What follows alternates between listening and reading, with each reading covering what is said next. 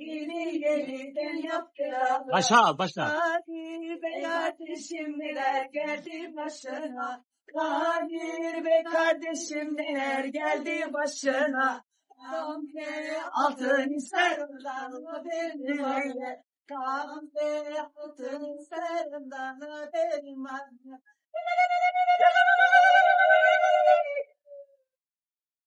Evet, bize de Porsche hediyesi olarak da güzel oldu. Amin. Ağzına sağlık.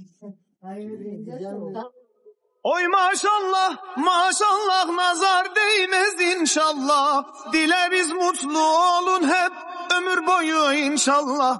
Oy maşallah, maşallah nazar değmez inşallah. Kim severdi seni benim gibi böyle? Kim tapardı sana Tanrı gibi öyle? Kim seni kendinden iyi tanırdı? Elini vicdanına koydu.